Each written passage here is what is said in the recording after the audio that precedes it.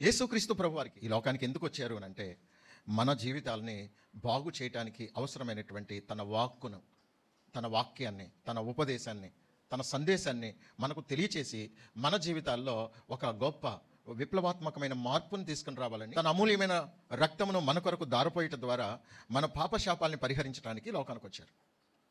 ఈ ఉద్దేశాన్ని మనం ఎప్పుడూ మర్చిపోకూడదు. కొంతమంది కడుపే దేవుడండి, ఈమె అనుకున్నది యేసుప్రభు వారికి తిండి పెడితే సంతోషించేస్తాడు అని అనుకున్నది. వాక్యం చెప్తున్న సత్యం, దేవుని రాజ్యము భోజనము పానము కాదు, నీతి సమాధానము పరిశుద్ధాత్మ యందలి ఆనందమునై ఉన్నది. ముందు దేవుని వాక్యం, తర్వాత శరీరానికి ఆహారం. ముందు ఆత్మకు ఆహారం, ఆ తర్వాత శరీరానికి ఆహారం. తినాలి, బ్రతకడానికి తినాలి, తినటానికే బ్రతకూడదు. చాలామంది ఎలా ఉంటారంటే తినటానికే బ్రతుకుతారు. శరీరానికి భౌతిక ఆహారం ఎంత అవసరమో మన ఆత్మను రక్షించుకోవడానికి, మన ఆత్మను రక్షించడానికి దేవుడు ఏర్పాటు చేసిన ఈ జీవాహారం ఎంత గొప్పదో ఈ విలువ తెలియటంలా. దేవుని రాజ్యంలో కొనసాగుతున్నటువంటి మనకు నీతి కావాలి, దేవునితోనూ మనుషులతోనూ సమాధానంగా ఉండాలి. అదే సమయంలో పరిశుద్ధాత్మ పూర్ణుడై దైవజండు ఆత్మావేశం వలన కలిగిన లేఖనాలను బోధిస్తూ ఉన్నప్పుడు పరిశుద్ధాత్మ యందు ఆనందించాలి. పరిశుద్ధాత్మ పూర్ణుడైన దైవజనుడు పరిశుద్ధాత్మ పూర్ణావేశంతో బోధిస్తున్నటువంటి వర్తమానం వింటున్నప్పుడు దానితో మనం ఏకీభవించి మనము కూడా పరిశుద్ధాత్మ యందు ఆనందించాలి. ప్రభువా, నాతో మాట్లాడుతున్నందుకు వందనాలు, మీ నీతిని నాకు బోధిస్తున్నందుకు వందనాలు. మీతో సమాధాన పడటానికి, మనుషులతో సమాధానంగా ఉండటానికి, నా మనసులో సమాధానంగా ఉండటానికి మీరు నాకు ఆత్మ సంబంధమైనటువంటి ఆ బోధను బోధిస్తూ ఉన్నప్పుడు ప్రభువా, నేను మీ యందు ఆనందించే మనసు నాకు దయచేయండి. మీతో నేను ఆనందించాలి. చూడండి, దేవుని వాక్యంతో పరిశుద్ధాత్మావేశంతో బోధిస్తున్నటువంటి ఈ బోధతో ఎవరైతే ఏకీభవించి సంతోషించి ఆనందిస్తున్నారో వారిని బట్టి దేవుడు ఆనందిస్తారు. ఆనందించటం అంటే దేవుడు చెప్పే ప్రతి మాట ఇది నా కొరకే ప్రభువా, మీరు మాట్లాడే ప్రతి మాట నాకు ఇది చాలా అవసరం. ఇవి తెలియకే నేను మోసపు బ్రతుకు బ్రతికాను, ఇవి తెలియకే నాకు ఇష్టమైనట్టుగా బ్రతికాను. ఇప్పుడు మీరు బోధించే ప్రతి లేఖన భాగాన్ని బట్టి నాకు అర్థమయ్యేది ఏమంటే, నాలో ఈ లోపం ఉన్నదని నాకు గ్రహింపు కలిగింది కనుక నేను ఆ ప్రకారంగా జీవించడానికి నేను సంతోషంగా మీ వాక్యాన్ని స్వీకరిస్తున్నాను. క్రీస్తును మన హృదయంలో ప్రభువుగా ప్రతిష్ఠించుకోవటం అంటే దేవుని వాక్యమే మన హృదయంలో మనలను ఏలుబడి చేసే విధంగా దేవుని వాక్యాన్ని మన హృదయంలో చేర్చుకోవాలి. యేసుప్రభు వారు చెప్పారు, మీరందరూ వాక్యం వింటున్నారు కానీ మీలో నా వాక్యమునకు చోటు లేదు. వినుట మట్టుకు వింటున్నారు కానీ నా వాక్యానికి చోటు ఎక్కడిది? ఈ లోక సంబంధమైన ఆశలు, కోరికలు వీటన్నిటిని మీ హృదయంలో నింపేసుకుని అలాగూ ఎంజాయ్ చేయాలని మీరు అనుకున్నారు కనుక ఇప్పుడు నా వాక్యం మీ హృదయంలో పనిచేయడానికి అవకాశము లేదు. 119వ కీర్తన 39వ వాక్యం చూడు. నీ న్యాయ విధులు ఉత్తమములు, నాకు భయము పుట్టించుచున్న నా అవమానమును కొట్టివేయుము. నీ ఉపదేశములు నాకు అధిక ప్రియములు, నీతిని బట్టి నన్ను బ్రతికింపుము. యేసు ప్రభువారు మరియమ్మను చూసి చాలా సంతోషించారు. ఎందుకంటే ఆమె ఒక ఉత్తమమైన అనుభవాన్ని కనుగొని ఏది నా జీవితానికి ఉత్తమమైన అనుభవమో దానిని నేను అనుసరించాలి అనుకున్నది. ఆమెకు ఉత్తమము అనే దేవుని యొక్క వాక్యాన్ని, ఆయన న్యాయ విధులను, ఆయన కట్టడలను, ఆయన ఆజ్ఞలను ఆమె ప్రేమించింది. అందుకొరకు ఆ ఉపదేశాన్ని ప్రియముగా ఎంచి యేసుక్రీస్తు ప్రభు వారి యొక్క పాదాల దగ్గర కూర్చొని ఆయన చెప్పే ప్రతి మాట ఎంతో శ్రద్ధగా, ఆసక్తిగా వింటూ నేను అలాగే బ్రతకాలని ఆమె తీర్మానించుకున్నది కనుక ఆమె జీవితంలో అంతకుముందు ఏలుబడి చేసినటువంటి భయాన్ని పుట్టించేటువంటి పాపములు ఏవైతే ఉన్నాయో అవన్నీ ఒక్కొక్కటిగా ఆమె జీవితం నుంచి కొట్టివేయబడతా ఉన్నాయి. మార్తమ్మ మాత్రం వాక్యానికి ప్రాధాన్యత ఇవ్వదు. మరియమ్మ వాక్యానికి ప్రాధాన్యత ఇచ్చినట్టుగా మార్తమ్మ వాక్యానికి ప్రాధాన్యత ఇవ్వదు. దేనికి ప్రాధాన్యతనిస్తుందంటే తిండికి, హడావిడి చేయడానికి, గొప్పలు చూపించుకోవడానికి మాత్రమే ప్రాధాన్యతనిస్తుంది. వాస్తవంగా మరియమ్మ కంటే మార్తమ్మ చాలా మంచిది. చాలా విషయాల్లో మంచి సాక్ష్యాన్ని కలిగి ఉంది, సంతోషం. కానీ వాక్యానుసారంగా జీవించే విషయంలో మాత్రం ఆమె ఫెయిల్ అయిపోయింది. మార్తమ్మ కంటే మరియమ్మ చాలా పాడైపోయింది. తన యవనకాల జీవితాన్ని అంతటినీ కూడా శరీర కోరికలు తీర్చుకోవడానికి, చివరికి ఒక పాపాత్మురాలనేటువంటి ముద్ర కూడా వేయించుకుంది. భయంకరమైనటువంటి పాపముల్లో మునిగి తేలుతున్నటువంటి భయంకరమైనటువంటి శాపగ్రస్తమైన నాశనకరమైన స్థితిలోకి వెళ్ళిపోతున్నప్పుడు ప్రభు అయిన యేసుక్రీస్తు వారి యొక్క మాట ఆమె జీవితాన్ని ప్రభావితం చేసింది. ఆమె తెలియక పాపం చేసింది. ఇక తెలిసిన తర్వాత ఏ చిన్ని లోపం నాలో ఉండకూడదని, నాలో భయాన్ని పుట్టిస్తున్న పాపం ఏదైతే ఉందో ఆ పాపము ఎన్ని రకాలుగా ఉన్నా ఒక్కొక్కటిగా నా జీవితంలో కొట్టివేయబడాలి. దేవుని వాక్యం మన హృదయంలోకి వచ్చింది అనుకోండి, హృదయంలోకి వచ్చిన వాక్యం ఏం చేస్తుందో తెలుసండి? మనం నిజంగా దేవుని వాక్యాన్ని సంతోషంగా స్వీకరిస్తే ఈ దేవుని వాక్యం మన హృదయంలోకి వచ్చి పాపాన్ని అంతటిని కూడా ఫుట్బాల్ని తంతం చూడండి, అలా ఒక్క తంత దేవుని వాక్యం వచ్చి, ఇదిగో ఈ హృదయంలో నాకు స్థానం ఉండాలంటే నువ్వు బయటకు పోవాల్సిందని ఒక్క తన్ని బయటికి కొట్టివేసేటట్లుగా దేవుని వాక్యం క్రియ చేస్తుందండి. అది ఎప్పుడంటే నువ్వు ఇష్టపూర్వకంగా దేవుని వాక్యం ద్వారా నా జీవితం బాగుపడాలనుకున్నప్పుడు, మనలో గతంలో తెలియక, తెలిసినా చేసావు, కొన్ని తెలియక చేస్తున్నావు. ఇవన్నీ దేవుని దగ్గర ఉన్నట్టుగా ఒప్పుకోవాలి. నేను తెలిసే చేసిన, తెలియక చేసిన తప్పు తప్పే, పాపం పాపమే, చెడుగే, ఇవన్నీ నీకు విరోధంగా చేశాను కాబట్టి ప్రభువా నన్ను క్షమించమని దేవుని దగ్గర పశ్చాత్తాపడితే గనక ఆయన క్షమించుటకు సిద్ధమైన మనసు గల దేవుడు. ఇప్పుడు దేవుని వాక్యము, దేవుని ఉపదేశం మనకు ప్రియముగా ఉంటే, చూడండి, ప్రియముగా ఉంటే గనక మన జీవితం దేవునికి ప్రియముగా మారుతుంది. చెప్పండి, దేవుని ఉపదేశం మనకు ప్రియముగా ఉంటే మన జీవితం దేవునికి ప్రియముగా మారుతుంది. ప్రియము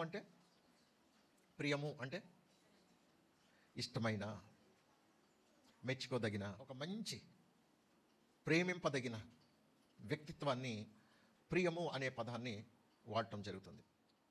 దేవుని వాక్యాన్ని అన్నిటికంటే ఎక్కువగా మనం ప్రేమించి అది ప్రియముగా ఎంచుకోగలిగితే మన జీవితం యేసయ్యకి ఎలా కనపడుతుందంటే, ఎంతోమంది ఉండొచ్చు కానీ అందరికంటే నీవే యేసయ్యకి ఒక ప్రియమైన వ్యక్తివిగా కనపడతావు.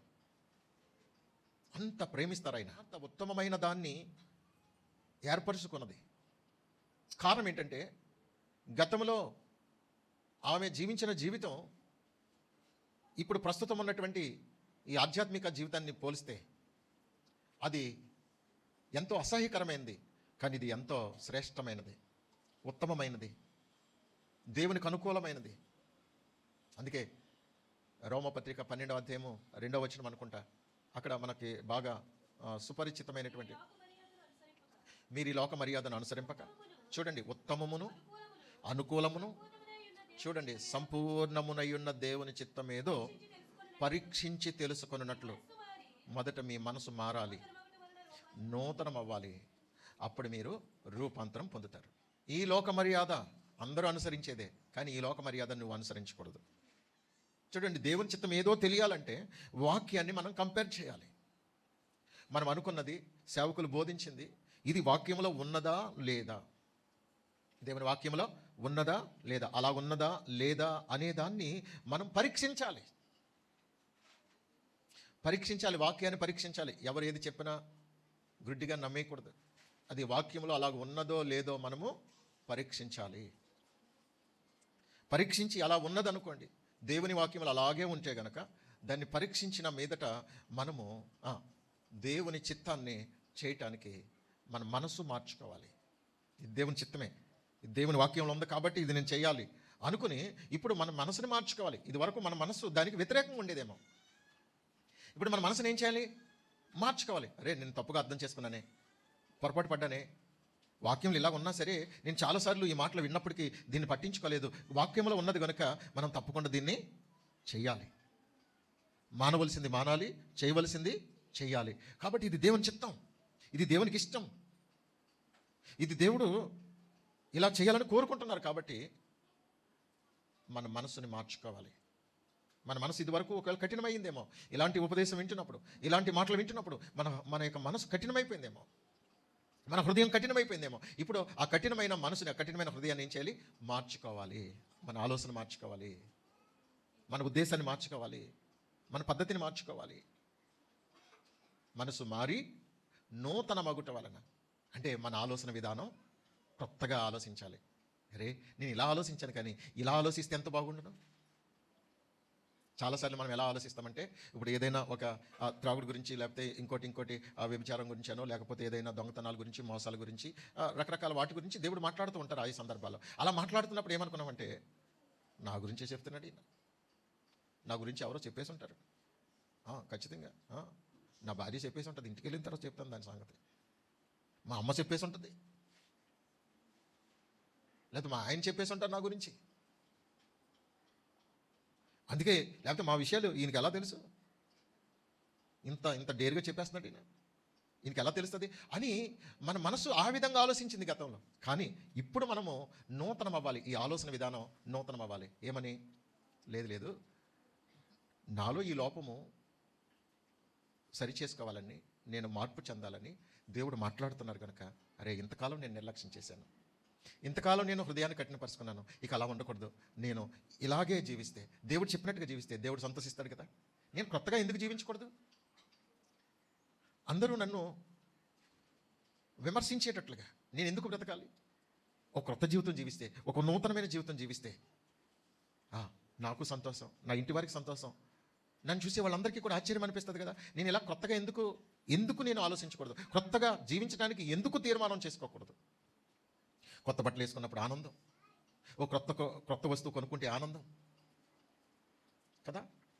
మరి ఓ క్రొత్తదనాన్ని కోరుకునే మనం ఓ క్రొత్త జీవితం ప్రారంభిస్తే ఇంకెంత ఆనందంగా ఉంటుంది. ఓ క్రొత్త అలవాటు, ఓ మంచి అలవాటు. ప్రతిరోజు నేను ప్రార్థన చేసుకోవట్లేదు కదా, ఈ రోజు నుంచి ప్రార్థన చేసుకుంటాం ప్రారంభిస్తాను.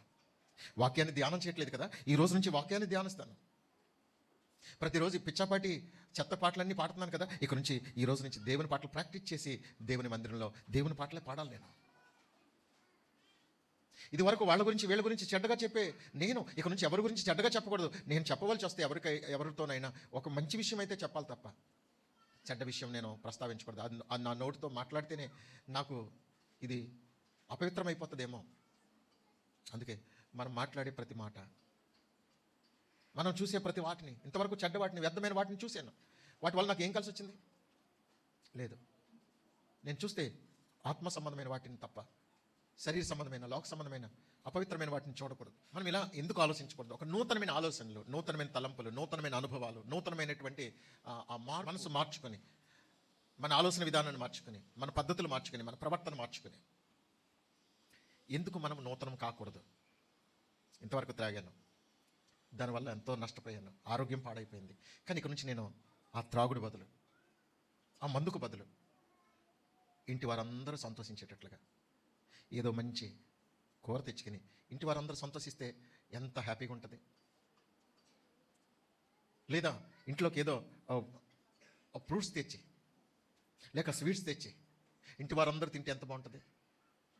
నా ఒక్కనికే ఇంత ఖర్చు పెట్టే బదులు ఇదే ఖర్చు నా ఇంటి వారందరికీ ఉపయోగిస్తే నన్ను ప్రేమిస్తారు కదా, నన్ను మెచ్చుకుంటారు కదా, నన్ను బట్టి ఆనందిస్తారు కదా. ఈ ప్రేమ నేను ఎందుకు పొందుకోకూడదు? అప్పుడు నన్ను చూసి ఎవరు కూడా చీపుగా మాట్లాడడానికి అవకాశం ఉండదు కదా. ఇలాగెందుకు నేను ఆలోచించకూడదు? ఇలా ఆలోచిస్తే బాగుంటుందేమో. నేను ఇంతవరకు బూతు మాటలు తిట్టాను, ఇక నుంచి బూతు మాటలు తిట్టకూడదు. ఇంతవరకు అబద్ధాలు ఆడాను, ఇక నుంచి అబద్ధాలు ఆడకూడదు. ఇలా ఆలోచిస్తే ఎంత బాగుంటుందో. మనం అబద్ధమే ఆడలేదనుకోండి, మనం సత్య సంబంధులమని ఒక మంచి సాక్ష్యాన్ని పొందుకుంటాం. వాళ్ళ మాట అంటే మాటే అనే సాక్ష్యాన్ని సంపాదించుకుంటాం. మనం ఎవరిని తిట్టలేదనుకోండి, ఎవరిని బాధ పెట్టలేదనుకోండి, మన మనసాక్షి ఎంత ధైర్యంగా ఉంటుందో తెలుసా? నేను ఎవరికి మాట ద్వారా కూడా ఎవరిని బాధ పెట్టలేదు, నా దేవుడు నన్ను చూసి సంతోషిస్తారు. మంచి అలవాట్లు అండి ఇవి.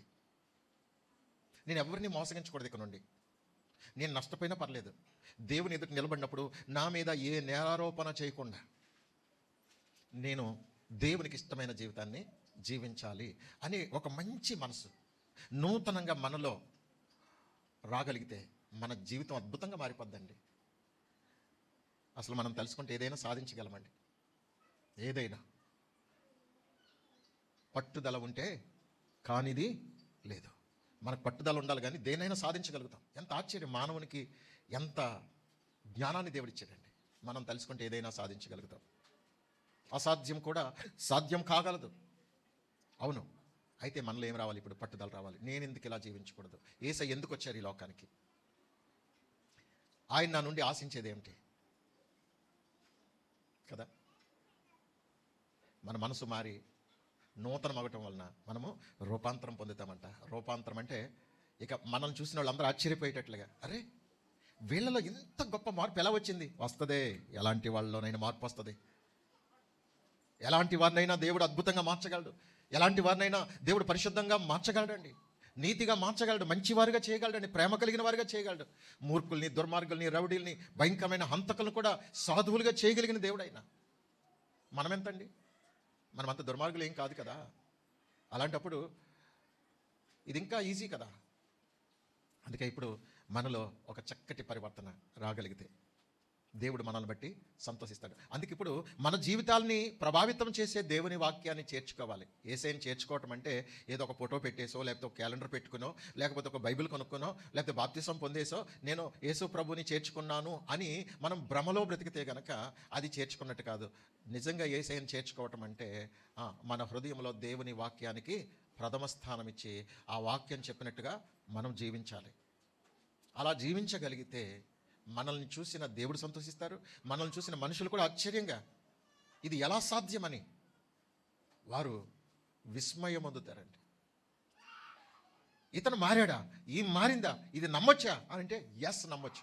2వ రాజులు 4వ అధ్యాయము 8వ వచనం నుండి. ఒక దినమందు ఎలీషా షూనేము పట్టణమునకు పోగా అచ్చట గనురాలైన ఒక స్త్రీ భోజనమునకు రమ్మని అతని బలవంతము చేసిన గనుక అతడు ఆ మార్గమున వచ్చినప్పుడెల్లా ఆమె ఇంట భోజనము చేయుచు వచ్చాను. ఒక గనురాలైన స్త్రీ ప్రవక్త అయినటువంటి ఎలీషాను చేర్చుకున్నట్లుగా చూస్తాం.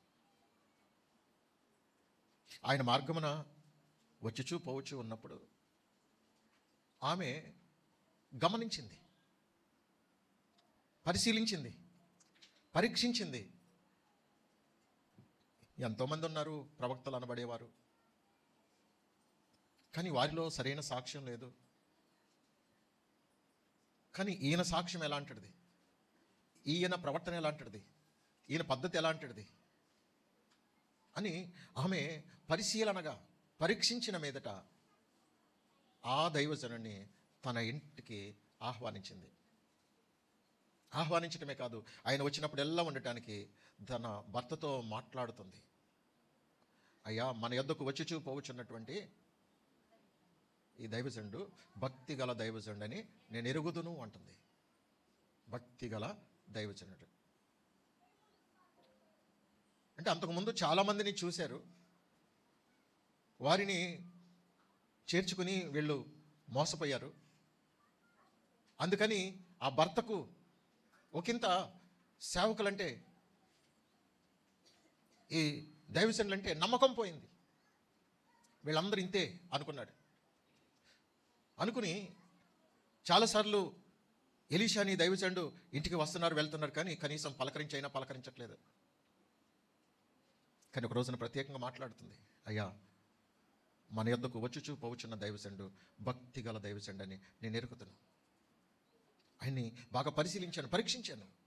ఆయన ప్రవర్తన, మాట, పద్ధతి, ఆయన విధానం నేను చూసినప్పుడు భక్తి గల దైవజనుడని నేను నిర్ధారించుకున్న తర్వాత ఇదిగో ఒక నిర్ణయానికి వచ్చాను. ఆయన వచ్చినప్పుడల్లా మన యొద్ద రెస్ట్ తీసుకోవడానికి ఒక గది కట్టిద్దామయ్యా అని అంటే ఆ భర్త భార్య చెప్పిన మాటకు సరే అని గది కట్టించినట్లుగా చూస్తాం. ప్రియులరా, ఇక్కడ భక్తి గల దైవజనుడని నేను ఎరుగుదును అని చెప్పడంలో, ఆ దైవజనుడిని చేర్చుకోవడంలో వారి ఉద్దేశం,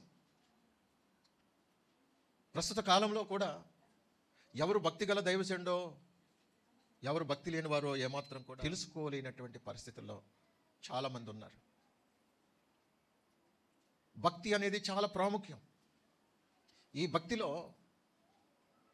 మనలను నడిపించటానికి భక్తి గల దైవజనుడు ఉంటేనే మనం సక్సెస్ అవుతాం. మన భక్తి సంపూర్ణం అవ్వాలంటే, మన భక్తి దేవునికి అంగీకారంగా ఉండాలంటే, ఈ భక్తిని సంపూర్ణం చేయగలిగేటువంటి భక్తి గల దైవజనుడు మనకు అవసరం. ఓ ప్రధానమైన పాత్ర పోషించేది దైవజనుడే. మన భక్తిలో బలపడాలన్నా, నాశనం అవ్వాలన్నా దైవజనుడే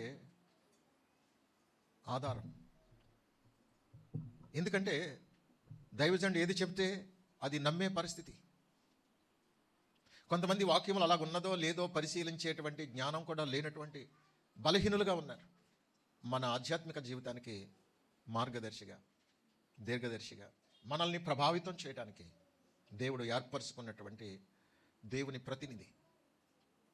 ఈ దేవుని ప్రతినిధిగా ఉన్నటువంటి దైవజనుడు దేవునికి మనం ఎలాగూ అంగీకారం కాగలమో ఆయన చిత్తమంతా తెలుసుకుని మనకు బోధిస్తున్నప్పుడు మనము ఆ ప్రకారంగా జీవించగలిగితే తప్పకుండా ఈ భక్తిలో మనము సంపూర్ణమవుతాం. 2 కొరింథీ 7వ అధ్యాయము 2వ వచనం, మమ్మును మీ హృదయములలో చేర్చుకొనుడి, ఎందుకంటే మేము ఎవనికి అన్యాయం చేయలేదు, ఎవరిని చెరపలేదు, ఎవరిని మోసం చేయలేదు. మీకు శిక్షావిధి కలుగవలెనని నేను ఎలాగూ చెప్పలేదు. చనిపోయిన కానీ జీవించిన కానీ మీరును మేమును కూడా ఉండవలెననియు మీరు మా హృదయములలో ఉన్నారనియు నేను లోగడ చెప్పితిని కదా. క్రీస్తును మన హృదయంలో ప్రభువుగా ప్రతిష్ఠించుకోవాలి. ఇలా క్రీస్తుని ఎవరైతే తమ హృదయంలో ప్రభువుగా ప్రతిష్ఠించుకున్నారో అలాంటి భక్తి గల దైవజనుడు చెప్తున్నటువంటి మాట, నేను క్రీస్తును పోలి నడుచుకొనిచున్నాను కనుక మీరు నన్ను పోలి నడుచుకోండి అని అపోస్తలుడైన పౌలు గారు చెప్పారు. ఇప్పుడు ఏమంటున్నారంటే, నేను క్రీస్తును ప్రభువుగా నా హృదయంలో చేర్చుకున్నాను, ప్రతిష్ఠించాను. ఇప్పుడు నన్ను నాలా జీవించే దైవజనులను మీరు మీ హృదయములలో చేర్చుకోవాలి. మేము చెప్పే ప్రతి మాటను కూడా మీ హృదయంలో ప్రియమైనదిగా ఎంచాలి. మన హృదయాల్లో ప్రభువుని ప్రతిష్ఠించుకున్న తర్వాత ఆయన చెప్పేదే మనం చేయగలుగుతాం. అలా ఎవరైతే ఆయన చెప్పినట్టుగా నడుచుకుంటున్నారో అలాంటి దైవ సేవకులను సహితం మన హృదయంలో చేర్చుకున్నప్పుడు ఒక అభిమానం, ప్రేమ, దైవజనుడు చెప్పారు, మనం అది దేవుని వాక్యంలో ఉన్నది కాబట్టి ఇది ఖచ్చితంగా అలాగే మనం చేయాలి. ఈ వారం చెప్పినటువంటి ప్రతి ఉపదేశ సారం ప్రకారం నేను అలాగే జీవించాలి అని ఎవరైతే దైవజనుడు చెప్పిన మాటను హృదయపూర్వకంగా అంగీకరిస్తారో ఇప్పుడు ఆ దైవజనుడిని తమ హృదయంలో చేర్చుకున్నట్టు లెక్క. అదే సమయంలో మా పట్ల మీకు ఈ అభిమానం, ప్రేమ ఉంటేనే మేము చెప్పింది పాటించగలుగుతారు. ఒకవేళ మేము మోసగాళ్ళమైతే, అన్యాయస్తులమైతే, మిమ్మల్ని ఏ విషయంలో పాడు చేస్తే, బాధ పెడితే మమ్మల్ని నమ్మొద్దు. మీరు మా హృదయంలో ఉన్నారు, మేము కూడా మీ హృదయంలో ఉండాలి. ప్రభువు మన హృదయంలో ఉన్నారు, దైవజనుడు మన హృదయంలో ఉన్నారు. దైవజనుని హృదయంలో మనము ఉండేటట్లుగా ఆధ్యాత్మికంగా బ్రతకాలి. ఒక వ్యక్తి జీవితంలో వారి హృదయంలో ఒక స్థానం సంపాదించుకోవాలంటే చాలా కష్టమండి, చాలా కష్టం. ఎందుకంటే అందరినీ నమ్మలేము కదా, అందరినీ నమ్మలేము. ఎవరైతే నమ్మదగిన వారిగా జీవించగలుగుతారో వారిని నమ్ముతాం. వీరిని నమ్మొచ్చు అనుకున్నప్పుడు వారిని మనం నమ్ముతాం, 100% నమ్ముతాం. ఆ వ్యక్తి కోసం ఏమైనా నష్టపోతాం. అయితే మోసపరిచేవారు ఉంటారు కనుక జాగ్రత్త, మోసపోకుడి అని ప్రభు చెప్పారు. అందుకే మత్తయి సువార్త 7వ అధ్యాయం 15వ వచనం చదువు. అబద్ధ ప్రవక్తలను గురించి జాగ్రత్త పడుడి, వారు గొర్రె చర్మమును వేసుకొని మీ యొద్దకు వత్తురు గాని లోపల వారు క్రూరమైన తోడేళ్ళు. చూడండి, ఇంచుమించు తోడేలు గొర్రెలాగానే ఉంటుంది, కానీ తోడేలే. ఈ గొర్రెల్లో చాలా గొర్రెలు, అమాయకమైన గొర్రెలు ఏమనుకుంటాయంటే తోడేలు వాటి మధ్యలోనే ఉంటుంది, కానీ అవి ఏమనుకుంటాయి, బొచ్చు ఉన్నది కనుక, తోడేలకి బొచ్చు ఉన్నది కనుక అనుకుంటే ఇది కూడా మంచి గొర్రె అనుకుంటుంది. రోజుకొక్క దాన్ని లేపేస్తుంది. అంటే నైట్ టైం మెల్లగా వస్తుంది, మందలో చేరుతుంది, ఏది బాగుంటుందో దాన్ని మెల్లగా పేక కరుచుకొని వెళ్ళిపోతూ ఉంటుంది. తెలీదు, తోడేలు అన్న సంగతి వాటికి తెలీదు. ఈరోజు చాలామంది గొర్రె చర్మము కప్పుకున్నటువంటి క్రూరమైన తోడేళ్ళు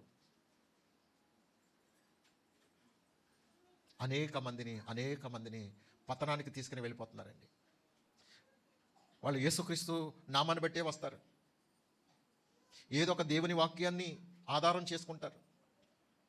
ఆ వాక్యాన్ని ఆధారం చేసుకుని స్వస్థతల పేరట, అద్భుతాల పేరట చూడండి ప్రజల మధ్యలోనికి వస్తారు, అనౌన్స్మెంట్ చేయిస్తారు. గొప్ప స్వస్థత వరము కలిగిన దైవజనులు. మీకు సంతానం కావాలా, మీకు అది కావాలా, ఇది కావాలనేటప్పటికీ చూడండి అమాయకమైనటువంటి ప్రజలు అమ్మో అక్కడికి వెళ్తే ఏదో జరిగిపోద్ది. అందుకే ఇప్పుడు మనము మోసపోవడానికి అవకాశం ఇవ్వకూడదు. మీకు నిజంగా చెప్తున్నానండి, దైవజనులు మా కొరకు ప్రార్థించడం ద్వారా మా జీవితాల్లో దేవుడు తప్పకుండా గొప్ప కార్యం చేస్తారని నమ్మగలిగితే వాళ్ళు ఏమనుకుంటారంటే, ఆ పాస్టర్ ప్రార్థన చేస్తే మాకేదో జరిగిపోయిందా, ఆ సమయానికి ఆ సందర్భానికి అప్పుడు అదే అద్భుతం అనిపిస్తుంది. సమస్య దాటిపోయిన తర్వాత ఏమనిపిస్తుంది అంటే వాడేవాడ అసలు. ప్రియులరా, ఎవరిని నమ్ముతారంటే ప్రజలు మోసగాల్ని నమ్ముతారండి. ఈరోజు ఇన్ని ఊర్లు దాటి ఇన్ని మందిరాలు దాటి ఎందుకు వస్తున్నాం, ఏం కోరి వస్తున్నాం? ఈరోజు మన ఆధ్యాత్మిక జీవితాలు బలపరచబడడానికి గల కారణం ఏమిటి? బలపడిన తర్వాత ఒక ఆధ్యాత్మికమైనటువంటి స్థాయికి వచ్చిన తర్వాత మోసపోయే పరిస్థితులు ఏవైనా వస్తే గనక ఈ మోసపోయే పరిస్థితుల్ని మనం పసిగట్టాలి. దేవుని మందిరం కొరకు ప్రతి వారం అందరికంటే ఎక్కువ కానుకిచ్చే వాళ్ళు ఉన్నారు. మనం ఎన్ని చేసినా ఏమి చేసినా ఈ పరిశుద్ధ స్థలం వైపు చూసి నువ్వు చేసేది పెద్ద గొప్పేనా అన్నట్టుగా చూడకూడదట. దేవుని పరిశుద్ధ స్థలము, అతి పరిశుద్ధ స్థలం వైపు నీవు ఏమాత్రం కూడా ఓ రెప్పపాటైనా చూడకూడదట. అంటే ఈ పరిశుద్ధ స్థలాన్ని నువ్వు తక్కువ చేసి చూడకూడదు. భయం ఉండాలి నీకు. భయం, అమ్మో చూడకూడదు బాబాయ్, అది మన స్థానం కాదు. కానీ ఈరోజు చాలామంది భక్తి ఎలా ఉందంటే పాస్టర్ ఎంత, ఆ వాక్యం ఎంత, ఎవరైనా చెప్పేయచ్చు, నేను చెప్పేలేనేంటి.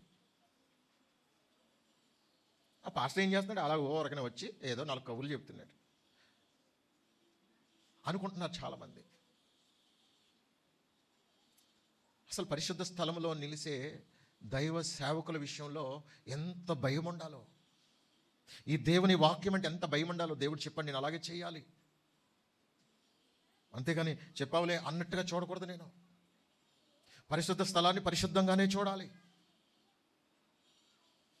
దాన్ని నేను ఏమాత్రం తేలిగ్గా చూడకూడదు, గర్వదృష్టితో చూడకూడదు. అన్నీ నేనేమొస్తున్నాను కదా. చూడండి, ఆ ప్రత్యక్షపు గుడారానికి సంబంధించిన పనులు కానీ,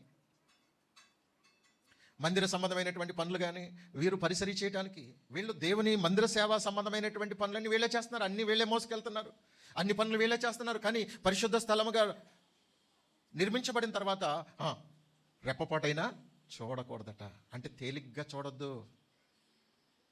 మనం అన్ని పనులు చేస్తున్నాంగా, ఈ మందిరానికి సంబంధించిన పనులన్నీ మనం చేస్తున్నాం, పరిసరి చేస్తున్నాం, వంటలు వండుతున్నాం, ఏదైనా కార్యక్రమం వస్తే మనము ధన సాయం చేస్తున్నాం, కానుకలు సమర్పిస్తున్నాం.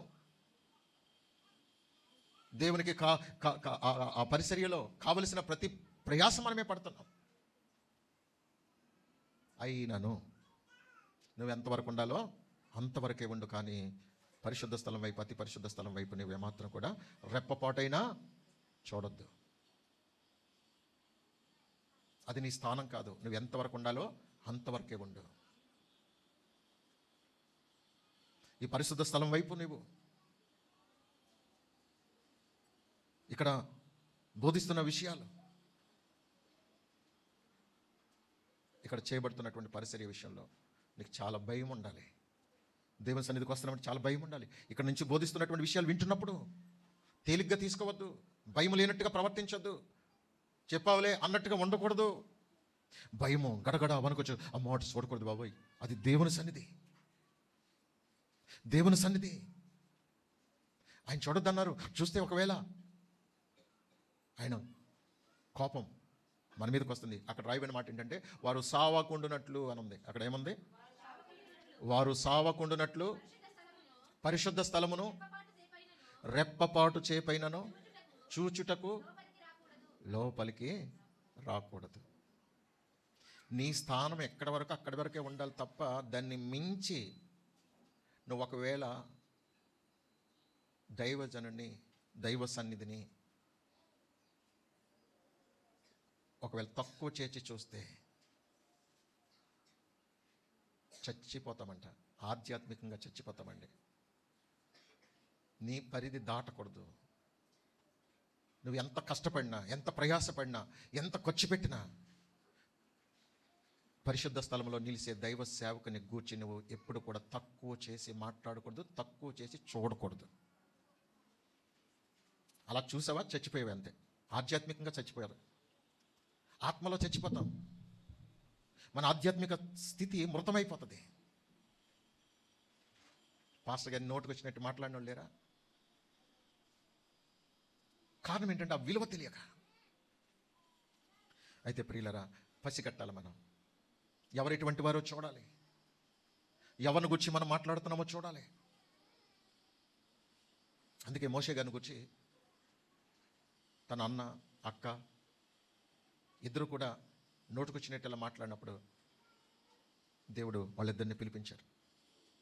ఎవరు? అహరోను, మిరియాముని పిలిపించి, ఇదిగో మీ ఇద్దరు రండి. ఏంటి, మోషేని గురించి వాడు వీడు అన్నట్టు మాట్లాడతారా? మోషే కంటే మేమేం తక్కువ కాదన్నట్టుగా సరిపోల్చుకుంటారా? ఎవడరా మీరు? ఇదిగో మోషే నా ఇల్లంతట్లో నమ్మకమైన వాడు. అతని గురించి మాట్లాడటానికి మీకు ఇంత ధైర్యం ఎలా వచ్చింది? మీరు ఎందుకు భయపడలేదు అని దేవుడు వెంటనే అక్కడ ఉన్న పాటున ఒక భయంకరమైనటువంటి సంఘటన జరిగేటట్లుగా దేవుడు చేస్తే అహరోను వణికిపోయాడు, మిరియం వణికిపోయింది. జాగ్రత్త, ఇంకొకసారి నా సేవకుడు, మీ తమ్ముడు తర్వాత మొదట నా సేవకుడు, అతనితో నేను ముఖాముఖిగా మాట్లాడతాను. అతని గురించి మీరు ఏమనుకుంటున్నారు? ఇంకొకసారి చీప్గా మాట్లాడారో మీ సంగతి చెప్తా అని దేవుడు వార్నింగ్ ఇచ్చాడు. అందుకే వాళ్ళ పిలుపు మారిపోయింది. అహరోను ఏమంటాడు? నా ప్రభువా నా గురించి ప్రార్థన చేయా అంటాడు. మోషే గారిని నా ప్రభువా అంటున్నాడు. అంతకుముందు ఎరా తమ్ముడు రే నిన్నేరా అన్నట్టుగా ఉండేది. ఇప్పుడు ఒక దెబ్బతోటి అహరోను గారి పిలుపు మారిపోయింది. సార్, అయ్యా, మోషే గారు, పిలుపు మారింది, పిలుపు మారింది. ప్రియులరా, దయచేసి గమనించాలి. మన ఆధ్యాత్మిక జీవితం ఎప్పుడు బాగుపడుతుందంటే మనము దేవుని పక్షాన ఉన్న దైవజనుల్ని గౌరవించాలి. దేవుని లా చూడమని చెప్పట్లా, కనీస గౌరవం. మన మనసుల్లో దైవజనులంటే దేవుని తరువాత ఓ ప్రధానమైన, ఓ ప్రాముఖ్యమైన స్థానం దైవజనులకు ఇవ్వాలి. ఏదైనా సరే మనము దేవునికి ప్రార్థన చేసిన తర్వాత దైవజనులకి చెప్పకుండా ఏ సామాన్యులకి నేను చెప్పకూడదు అనేటువంటి ఆలోచన మనకు రావాలి. అది చూస్తాడండి. ఆ మనసులో, నీ మనసులో మెదిలిన ఆలోచన ఉందే, అది చూస్తాడండి దేవుడు. ఆమేన్, హల్లెలూయా. ఎవరి లెక్కల్లోనూ వేయొద్దు. భక్తి గల దైవజన్ని ఎవరి లెక్కల్లో వేయొద్దు. ఎవరినో గుర్చో మాట్లాడినట్టుగా మాట్లాడొద్దు. అందరూ ఇంతే అనేటువంటి మూకమ్మడిగా ఒక లెక్కల్లో వేసేయొద్దు. మీ దైవజనుడు భక్తి గల దైవజనుడు కాదా? ఒక క్షణం ఇక్కడ ఉండొద్దు. భక్తి గల దైవజనుడు నువ్వు ఎరుగుదువా? అయితే ఒక్క మాట కూడా తోలనాడొద్దు. జాగ్రత్తగా ఉండు, భయంతో గడుపు. అప్పుడు భక్తి, ఆధ్యాత్మికంగా మనము కొంచెం పరిణతి చెందగలిగే స్థాయికి దేవుడు తీసుకుని వెళ్తాడండి. అంతేగాని నీకు మనసుకి ఏదైనా బాధ కలిగితే నీ మనసుకి ఏదైనా బాధ కలిగితే సేవకుడి మీద త్వరగా షార్ట్ టెంపర్ చాలామందికి. నా గురించి చెప్పాడు పాస్టర్, ఇంక రాకూడదు, చర్చికి రాకూడదు. మనం ఏదో ఊహించేసుకుని మనం ఏదో అనేసుకుని సేవకుని చీప్గా మాట్లాడితే చాలా నష్టం అండి. అందుకే మనం జాగ్రత్తగా ఉండాలి. 2 తిమోతి 4:3 ఎందుకనగా జనులు హితబోధను సహింపక దురద చెవులు గలవారై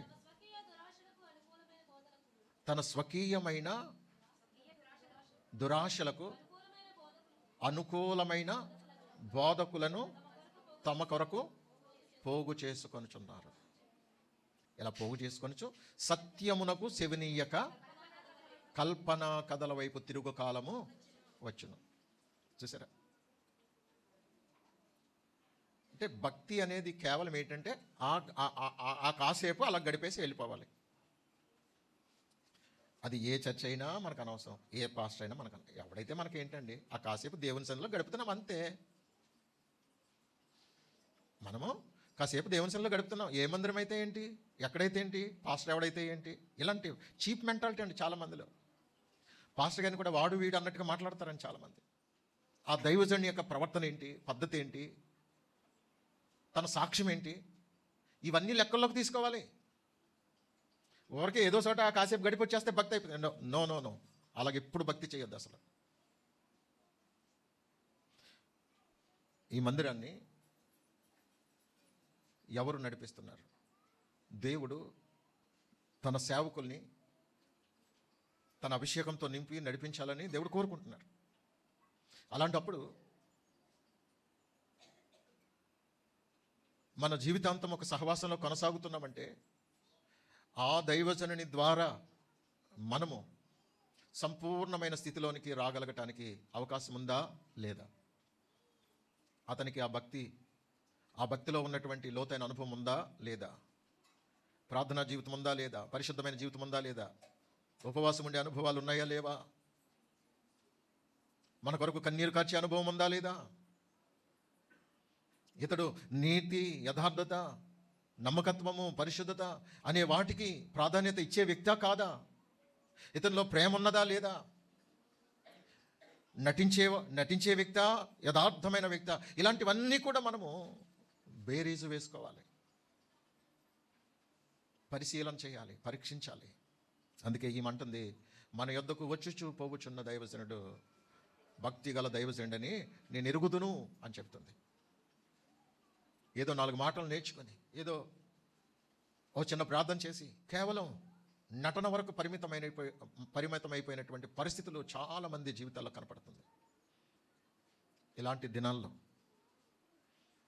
దేవుని ఏర్పాటులో, దేవుని చిత్తంలో ఉన్నటువంటి వారెవరో తెలియనటువంటి అయోమయమైనటువంటి పరిస్థితుల్లో ఇప్పుడు మనం చాలా జాగ్రత్తగా ఈ భక్తి యొక్క క్రమాన్ని కొనసాగించాలి. ప్రియులారా, నేను మరలా చెప్తున్నాను, దేవుని సన్నిధికి వచ్చిన మీరు ఇక్కడ మోసపోకూడదు, మీరు ఎక్కడికో వెళ్ళి మోసపోకూడదు. దైవ సన్నిధిని మనం అనుభవిస్తున్నాం అనేటువంటి ఆ తృప్తి మనకు కలగాలి. దేవుని ఏర్పాటులో, దేవుని చిత్తంలో వాక్యానుసారంగా జీవిస్తున్నటువంటి దైవ సేవకులను మనము సెలెక్ట్ చేసుకోవాలి. అప్పుడే వారి ద్వారానే మనం సంపూర్ణమవుతాం. చూడండి, మనకి కొన్ని చిన్నవి అన్నీ కూడా ఆర్ఎంపీ డాక్టర్ గారి దగ్గర మనం ట్రీట్మెంట్ పొందుతాం. కొంచెం పరిస్థితి ఎక్కువ అవుతుంది అనుకున్నప్పుడు అప్పుడు ఏం చేస్తాం చెప్పండి? ఏం చేస్తాం? పెద్ద హాస్పిటల్కే వెళ్తాం. ఆ పెద్ద హాస్పిటల్ అయినా ఎలాంటి హాస్పిటల్కి వెళ్ళాలనుకుంటాం? ఎవరైతే బాగా అందరికంటే ఎక్కువ బాగా చదువుకొని, ఎవరైతే మంచి డిగ్రీలు చేశారో, ఆ డిగ్రీలను బట్టి, వాళ్ళ ఎక్స్పీరియన్స్ని బట్టి, ఆల్రెడీ అక్కడ ఎవరైతే సక్సెస్ అయ్యారో వాళ్ళ చెప్పే మాటలను బట్టి ఇప్పుడు ఎంత దూరమైనా ఆ హాస్పిటల్కే వెళ్తాం. ఎందుకని? మన మరణకరమైన పరిస్థితులు జీవంగా మారాలంటే భౌతికంగా మంచి ట్రీట్మెంట్ ఎక్కడిస్తారో అక్కడికి వెళ్తాం. అలాగే ఆధ్యాత్మిక జీవితంలో కూడా మనం తెలియక, ఒకవేళ ఇప్పటివరకు తెలియక ఏదో చిన్న చిన్ని మాటలను బట్టి అలాగ ఒకవేళ నేనేదో తెలిసి తెలియని మాటలు చెప్పేశానేమో. ఇక్కడ మోసపోవద్దు. ఇంతకంటే ఆత్మ సంబంధమైన ఒక మంచి శక్తివంతమైనటువంటి భక్తి మార్గంలో మనము ఎక్కడ నడవగలమో అక్కడికి వెళ్తే బాగుంటుంది అని ఒకవేళ మీరు సరైనటువంటి మంచి నిర్ణయం తీసుకోగలిగితే, నేను చాలాసార్లు చెప్పాను, మళ్ళీ చెప్తున్నాను, సంతోషంగా ప్రార్థన చేసి పంపిస్తానండి. ఎందుకంటే మీరు ఇక్కడ మోసపోవడానికి ఏమాత్రం కూడా అవకాశం ఇవ్వద్దు. ఆమేన్, హల్లెలూయా. అదే సమయంలో ఇక్కడ మీరు ఆధ్యాత్మికంగా ఎంత బలపడాలో అంత బలపడి కూడా మీ గర్వాన్ని అణుసుకోకుండా, మీ పొగరును సంపుకోకుండా, మీ మూర్ఖత్వాన్ని, మీ తిరుగుబాటుతనాన్ని మీరు మార్చుకోకుండా, దుర్మార్గమైన ఆలోచనలతో ఒకవేళ ఇక్కడికి కాకపోతే ఎక్కడికైనా వెళ్ళి మేము భక్తి చేయగలమని అనుకుంటే గనక దేవుడు ఎట్టి పరిస్థితుల్లో మిమ్మల్ని యాక్సెప్ట్ చేయరు.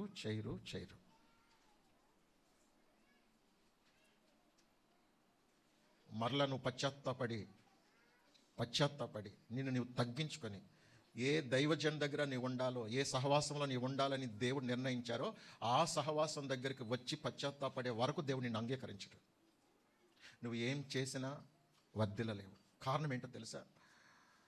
నీ హృదయ గర్వం చేత నువ్వు పతనమైపోవటం దేవునికి ఏమాత్రం ఇష్టం కాదు. ఎక్కడో చోట్లే ఉండలేరా అని సర్దుకుపోయేటట్లు దేవుడు ఎప్పుడు కూడా అవకాశం ఇవ్వడు. ఎందుకో తెలుసా?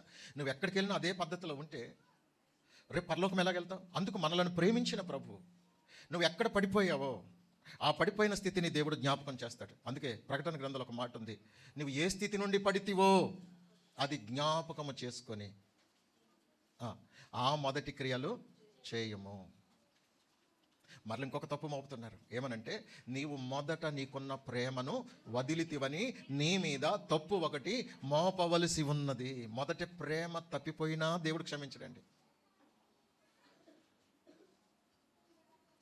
ఒకవేళ సేవకుడు దుర్మార్గుడయ్యి, మోసగాడయ్యి, అతనిలో నిజంగానే సాక్ష్యం లేకుండా అపవిత్రమైపోయినాడైతే అసలు ఒక క్షణం కూడా ఉండదు ఇక్కడ. కానీ మన వ్యక్తిగత విషయాలని పట్టుకొచ్చి సేవకుని మీద నిందలు వేసి, ఒకవేళ మనము సేవకుని గూర్చి తక్కువగా మాట్లాడి సేవకుని విషయంలో ఒకవేళ మనం తప్పు చేసిన వారమైతే ఆ సేవకుని దగ్గరికి వచ్చి పశ్చాత్తాపడే వరకు నీకు క్షమాపణ ఉండదు. ఆమేన్. ఎందుకంటే యోబు సంగతి ఒకసారి ఆలోచించేద్దాం. చూడండి, యోబు గ్రంథంలో మాటను చదివేసి మనం ముగించుకుందాం. 42వ అధ్యాయం యోబు గ్రంథం 9వ వచనం నుంచి.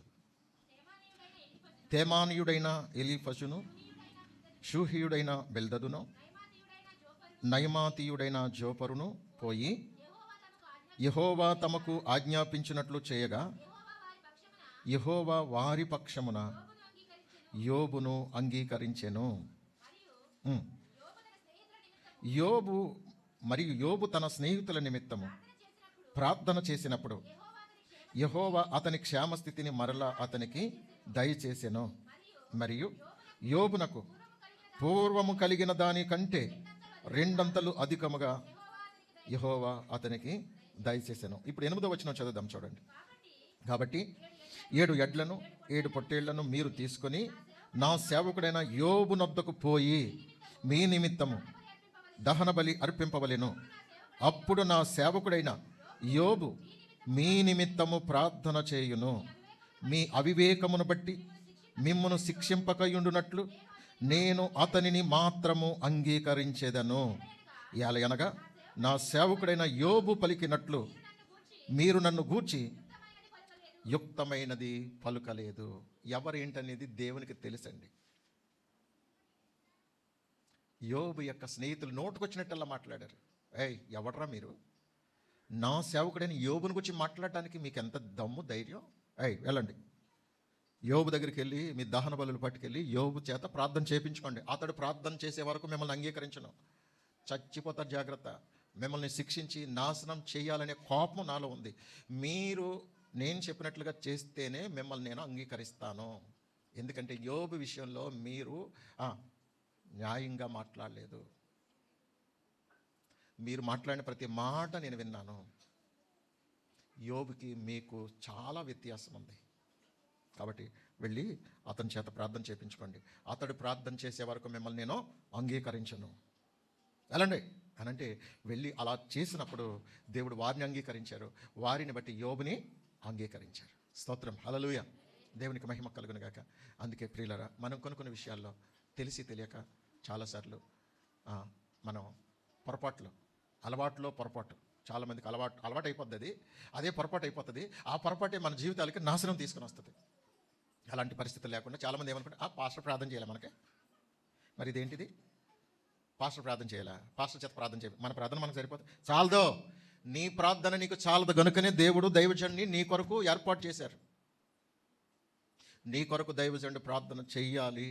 అలా ప్రార్థన చేస్తేనే నువ్వు అంగీకరించబడతావు.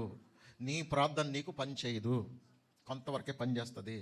సంపూర్ణంగా పని చేయాలి అని అంటే దైవజనుల్ని దేవుడు ఏర్పాటు చేశారు కనుక ఆ దైవజనుల్ని గణపరిచినప్పుడు, ఆ దైవజనుల్ని గౌరవించినప్పుడు నీవు దేవుణ్ణి గౌరవిస్తున్నావు, దేవుణ్ణి గణపరుస్తున్నావు. ఇక్కడ వ్యక్తి, దేవుడు ఏర్పాటు చేసుకున్న వ్యక్తి మనిషి కావచ్చు, కానీ ఆ మనిషి దేవుడు ఏర్పాటు చేసినటువంటి వ్యక్తి, దేవుడు నియమించుకున్న వ్యక్తి. ఈ వ్యక్తిని నువ్వు బాధ పెడుతున్నావు, ఈ వ్యక్తిని అవమానిస్తున్నావు అంటే ఇది ఎవరి స్థానం అంటే దేవుని స్థానం. నీకు తెలియకుండానే దేవుణ్ణి నీవు అవమానపరుస్తున్నావు, దేవుణ్ణి బాధ పెడుతున్నావు, ఈ దేవుణ్ణి నీవు దుఃఖ పెడుతున్నావు. మరి దైవజనుడు నీ కొరకు ప్రార్థన చేసినప్పుడు దేవుని స్థానంలో దైవజనుడు నిలబెట్టాడు. నా పని చెయ్యి, నేను వచ్చే వరకు నా పని చేయమని ఆయన ప్రతినిధిగా దేవుడు పెట్టాడు. చూడండి, పెద్ద కంపెనీ ఉంటుందండి. పెద్ద కంపెనీకి బాస్ వేరుగా ఉంటాడు, ఎక్కడో ఉంటాడు. కానీ అక్కడ ఒక సూపర్వైజర్ని పెట్టినప్పుడు, లేకపోతే ఒక మేనేజర్ని పెట్టినప్పుడు, బాస్ ఎక్కడున్నా సరే ఇదంతా ఎవరి మీద వెళ్తుంది? మేనేజర్ మీదే వెళ్తుంది. మేనేజర్ చెప్పినట్టు చేయాలి. నువ్వు చెప్తే నేను వింటానా? అసలైన బాస్ ఉన్నాడంటే కుదరదు. అక్కడ ఆ బాసే ఎవరిని పెట్టాడు? ఇక్కడ మేనేజర్ని పెట్టాడు. మేనేజర్ బాస్తో సమానం, అంతే. మన బాస్ ఎవరు? మన బాస్ ఎవరండి? యేసయ్య. మరి ఇక్కడ ఎవరిని మేనేజ్ చేయడానికి ఎవరిని పెట్టారు? దైవ సేవకుని పెట్టారు. దైవ సేవకుని పెట్టారు కనుక ఇక్కడ ఎవరు ముఖ్యం? ఇప్పుడు అసలు దేవుడు అయినప్పటికీ ఇక్కడ ఎవరిని పెట్టారు? దైవజనుడిని దేవుడు పెట్టారు. ఇది దేవుని గౌరవించే వ్యక్తి అయితే ఇప్పుడు దైవజనుడిని ఏం చేయాలి? నువ్వు గౌరవించాలి. నేను దైవజనుడిని గౌరవించను, దేవుని గౌరవిస్తానంటే ఇక్కడ చేయకపోతే నువ్వు దేవుని గౌరవించినట్టు కాదు. ఇక్కడ నిలబడినటువంటి దైవజనుడిని గౌరవించకుండా డైరెక్ట్గా దేవుడినే గౌరవిస్తానంటే అప్పుడు దేవుడు ఏమంటాడు? అక్కడ ఎందుకు పెట్టానురా? అందరు నీకులాగా అనుకుంటే ఇక్కడ క్రమశిక్షణ ఉంటుందిరా, ఈ ఉద్యోగం నుంచి తీసిపడేయండి అంటాడు. ఏది? బాస్ వచ్చి మేనేజర్ కంప్లైంట్ ఇస్తాడు, సార్ అందరూ లోపడుతున్నారు కానీ వీడు ఒక పనికిమాలినోడు ఉన్నాడు, వీడు చాలా తిరుగుబాటు చేస్తున్నాడు, కాబట్టి వీడు ఉన్న వాళ్ళందరినీ పాడు చేస్తున్నాడు అంటే సరే వాడిని పీకి పడేయండి అంటాడు. ఎవరు? బాస్ వచ్చి మేనేజర్ చెప్పిందే చెయ్యాలి. అందుకే దైవజనుడు మన కొరకు చేసే ప్రార్థన మనకు ఆశీర్వాదం, మనకు క్షేమం. నాకు ప్రార్థన వచ్చు, మనకు పాటలు వచ్చు, మాకు వాక్యం తెలిసిపోయింది, నాకు ఇంకా భక్తి అక్కర్లేదు, చర్చికి వెళ్ళకపోయినా ఇంట్లో ఉండి చేసేసుకుంటానంటే నీ తిక్క భక్తి దేవునికి ఏమాత్రం కూడా అంగీకారం కాదు. పోవతలకు అంటాడు. రేపు క్రమశిక్షణ లేని ఏ భక్తిని కూడా దేవుడు అంగీకరించాడు. క్రమం లేని భక్తిని దేవుడు అంగీకరించాడు. సంగమగా, సహవాసంగా, సమాజంగా కూడుకునే పద్ధతి దేవుడు ఎందుకు పెట్టాడంటే నీకు ఒక క్రమశిక్షణ. ఇక్కడికి రా, వీను, ఆధ్యాత్మికంగా బలపడు. ఎవరికి వారి అనుకుంటే మందిరాలు అక్కర్లేదు, సేవకులు అక్కర్లేదు. అందుకే మన ఆధ్యాత్మిక జీవితాన్ని బాగు చేసుకుందాం, నమ్మకంగా సాగిపోదాం. అలాంటి కృప ప్రభు మనందరికీ సమృద్ధిగా అనుగ్రహించునుగాక. ప్రియులారా, చూడండి, యేసయ్య పాదాల దగ్గర నేర్చుకున్న మరియ ఉత్తమురాలయ్యింది. ఆయన్ని చేర్చుకున్నటువంటి మార్త మారు మనసు పొందే వరకు కూడా ఆమె అంగీకరించబడలేదు. దైవజనుడిని చేర్చుకున్నటువంటి శూన్యమీరాలు జీవితంలో ఉన్నటువంటి ఆ గడ్రాలుతనం అంతా కూడా దేవుడు తీసివేసి ఆ కుటుంబంలో మరణాన్ని కూడా జీవంగా మార్చాడండి. తను పోగొట్టుకున్నవన్నీ దేవుడు మరలా తిరిగిచ్చాడు. చూడండి, దైవజనుడు ప్రార్థించినప్పుడు తాను పోగొట్టుకున్నవన్నీ మరలా తిరిగి పొందుకుంది. మరణంగా మారిన తన కుమారుని జీవంగా పొందింది. అవును, మన ఆధ్యాత్మిక జీవితాల్లో దేవుని వాక్యాన్ని చేర్చుకుని దాంతోపాటు దైవ సేవకులు కూడా మన హృదయంలో చేర్చుకున్నప్పుడు దేవుడు ఆ భక్తిని అంగీకరిస్తాడండి. అంతేగాని నా ఇష్టం అన్నట్టుగా ఎవరైతే మూర్ఖంగా భక్తి చేస్తారో, మనకు నచ్చినట్టుగా మనం తైతక్కలాడుతూ ఉంటే గనక దేవుడు అలాంటి భక్తిని, అలాంటి వ్యక్తిని ఎంత మాత్రమో అంగీకరించరు, ఇది వాక్యానుసారంగా మాత్రమే మనం ధ్యానం చేస్తున్నప్పుడు కనీస అవగాహన మనకు లేకపోతే మనం ఎంత నష్టపోతామో, ఎంతో నష్టపోతాం. అలా జరగటానికి వీల్లేదు దేవుని బిడ్డ. మన పొరపాట్లను ఒప్పుకుందాం, విడిచిపెడదాం, దేవుని దగ్గర పశ్చాత్తాపడదాం. Oh thank you Lord, thank you Lord. యేసయ్యా మీకు వందనాలు, గొప్ప దేవుడా మీకు స్తోత్రమునైనా. అందరూ ప్రార్థన చేయండి. నో తెరవండి. స్త్రీలు పురుషులు అందరూ మోకాళ్ళ మీదకి రండి. నిలువు మోకాళ్ళ మీద ఉండండి. నిలువు మోకాళ్ళ మీద కుర్చీలో కూర్చున్న వాళ్ళు మోకరించలేకపోతే లేచి నిలబడండి. లేని పక్షంలో మోకాళ్ళ మీదకి రండి. మీరు మోకరించలేకపోతే కనుక లేచి నిలబడండి. Thank you lord. అందరూ విరిగి నలిగిన హృదయంతో భక్తి శ్రద్ధలతో ప్రార్థన చేయండి. ప్రియులరా, ఇంకొకటి కూడా జోడిస్తున్నాను. ఒకవేళ ఏదైనా కారణం చేత ఎప్పుడైనా అనుకున్న సమయం దాటిన ఒక 10 నిమిషాలు అటు ఇటు అవునా, ఎవ్వరూ సనగొద్దు. సేవకుల మీద అస్సలు సనగొద్దండి. ఇది మంచి అలవాటు కాదు. ఒక పూట భోజనం లేకపోయినా పర్వాలేదు, నష్టమేం లేదు, చచ్చిపోవు. మన ఆరోగ్యానికి మంచిది. ఒక పూట తినకపోవడం కూడా మంచిదే, ఆరోగ్యానికి మంచిది. దేవుని సన్నిధిలో ఒకవేళ నిజంగా మనం లేట్ అయినా బీపీ షుగర్లు ఏమి రావు, చచ్చిపోము. మన జీర్ణ వ్యవస్థకి మనం మేలు చేసే వాళ్ళంగా ఉండాలి. కొన్నిసార్లు ఒకవేళ నిజంగా ఆలస్యమైన దాన్ని నువ్వేమాత్రం ఫీల్ అవ్వకు. కారణం ఏంటంటే భక్తి జీవితంలో దేవుడు మనలను దర్శిస్తున్న వేళ ఆయన సన్నిధిలో మనం విరిగి నలుగుని హృదయంతో ప్రభు పాదాలు పట్టుకుని గోచాడు అడగాలి. ప్రభువా, నువ్వు ప్రార్థన చేసుకోకుండా, ఆశీర్వాదం ఇవ్వకుండా దయచేసి కదలొద్దు. నీకు మంచి అలవాటు ఏంటంటే సంపూర్ణమయ్యే వరకు కదలొద్దు. నేను ఎందుకు చెప్తున్నానో దేవుని బిడ్డలారా, సంపూర్ణమయ్యే వరకు, ఆశీర్వాదం ఇచ్చే వరకు కదలొద్దు. అది క్రమం. ఈ క్రమంలో ఎవరైతే సంపూర్ణమవుతారో మన విధేయతను బట్టి దేవుడు మనల్ని ఆశీర్వదిస్తాడు. Thank you lord. దైవజనులతో ప్రార్థన చేయించుకునే వరకు ఎవ్వరూ వెళ్ళొద్దు. వ్యక్తిగతంగా కూడా ప్రార్థన చేయించుకుని వెళ్ళండి. అది మనకు ఆశీర్వాదం. వాక్యం మీరు చూశారు, నా సొంత మాటలు కాదు. దైవజనుడు మన కొరకు పేరు చెప్పిన ప్రార్థన చేసినప్పుడు అది మనకు ఆశీర్వాదం. మన జీవితంలో ఉన్న వ్యక్తిగత దోషము, శాపం తొలగిపోవడానికి దేవుని యొక్క అభిషేకము కలిగినటువంటి దైవ సేవకుని యొక్క హస్త నిక్షేపణం ఒకవేళ నీకు అద్భుతం చేయడానికి కారణమవుతుందేమో.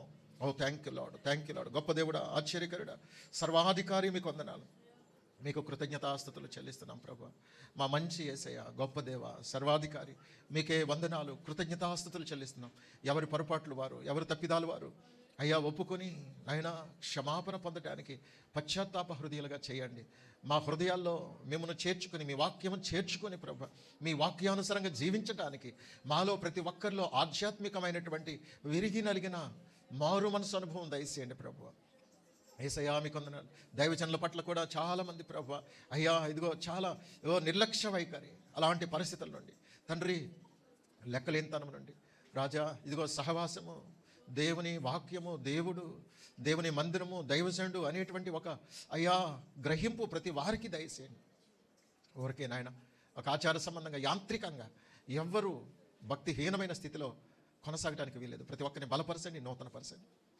మీ దైవ రాకడకు, మీ రాజ్యానికి సిద్ధపరచండి. విత్తబడిన వాక్యానికి ముద్ర వేసి మీ ఘనమైన కార్యాలు జరిగించిన ప్రియ రక్షకులైన యేసయ్య పరిశుద్ధ నామమును బట్టి ప్రార్థించి మన వలె పొంది ఉన్నామని నమ్ముచున్నాం. నమ్మకమైన తండ్రి గారు, ఆమేన్. మన పరమ తండ్రి అయిన దేవుని ప్రేమ, కుమారులైన యేసుక్రీస్తు వారి యొక్క మహాకృప, ఆదరణకర్తైన పరిశుద్ధాత్మ యొక్క అన్యోన్య సహవాసము, సమాధానము, నిత్య కాపుదల, భద్రత ఇప్పుడు ఎల్లప్పుడు ఇక్కడ ఉన్న వార్త లోకన్న పరిశుద్ధులు అందరితో సదాయన కృప తోడై ఉండును గాక. ఆమేన్. అందరికీ వందనాలు.